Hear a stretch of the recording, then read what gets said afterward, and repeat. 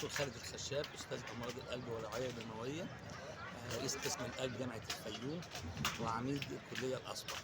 الحقيقه النهارده يوم جميل واحتفاليه رائعه لانتخاب نقيب محافظه الفيوم للاطباء، وشرف ليا ان انا احد المرشحين لهذا المنصب. طبعا المنصب ده الهدف منه ان احنا نعلي النقابه بتاعتنا، النقابه الفرعيه، ونقدم الخدمات المسموح بيها او المستطاعه لكل الاطباء المحافظه.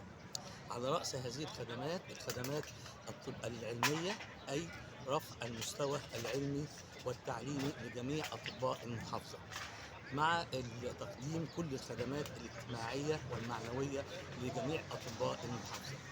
الحقيقة اليوم ماشي بطريقة جميلة جدا، في جو فيه من المحبة والألفة بين الأطراف المتنافسة، وده طبعا لمصلحة الأداء، وإن شاء الله ربنا يولي من يصلح وتبقى النتيجة إيجابية لصالح الأفضل اللي يقدر يقدم الخدمة المطلوبة منه للمجتمع الطبي في محافظة الفيوم. في كلمة توجهها للجمعية العمومية دلوقتي ييجوا والله احنا اهم حاجه عندنا التواجد والحضور، لان طبعا اي حاجه بتتعمل بدون تواجد الناس ما يبقاش ليها قيمه، خاصه الحاجات الخدميه عشان تكتمل وتؤدي الغرض بتاعها لابد من تواجد المسؤولين عنها.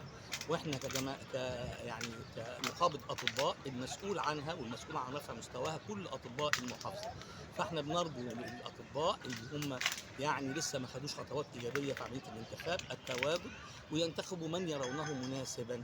احنا ما بنوجههمش لحد معين، احنا بنوجههم ان هم ينزلوا، لان اي حد هينتخب هيبقى مصلحه للنقابه فيما بعد ولتاديه دورها باكمل وجه ممكن ان شاء الله. إن شاء الله. بالتوفيق إن شاء ما الله. نحرمش من حضرتك، شكرا.